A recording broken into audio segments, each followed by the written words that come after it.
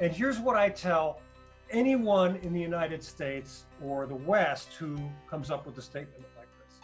Go ahead, look at Google, Amazon, and Facebook today, and look at a screen capture of what they looked like 10 years ago, and you'll see that they're very similar. But if you look at what Alibaba can do, if you look at what WeChat can do, in a decade, the advancement of these apps to be super apps, to be things that do far more than they once did and are now far surpassing the Western internet companies and what they can do, it's really quite remarkable. So anybody who comes out with a statement like that, I know, has never really used any of these apps and obviously never lived in China.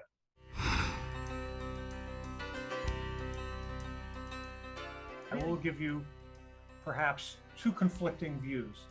The kind answer is to say that many people in the West may have come to China once in their life. It may have been 10 years ago.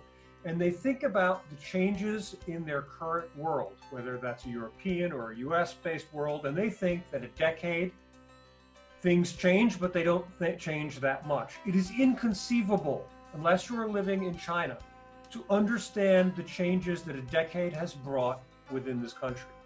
It is just beyond humans' ability to imagine. Now, that's the kind answer. The unkind answer is that if people from the West really embrace and look at China's innovation, it makes them fundamentally uncomfortable. So it is easier to say China is not innovative as a means of saving face and as a means of explaining that everything is okay and you don't have to worry.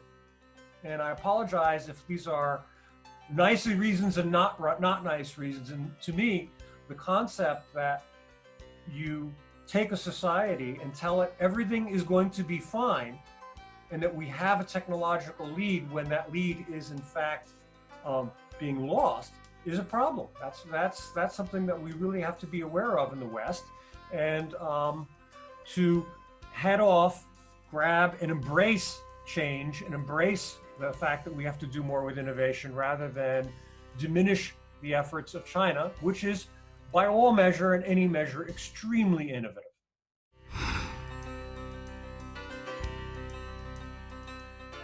Behind the success is a relentless realization by both government and large digital companies that digitization of China is the path to success in the future.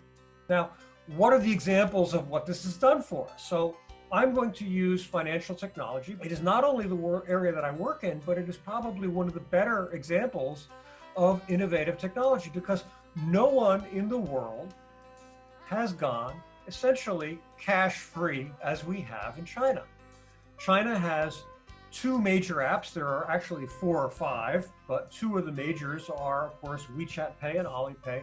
And we live in essentially a cash-free world. In the West, we look at the cashless dream. We look at science fiction movies to get that dream. We've attained that.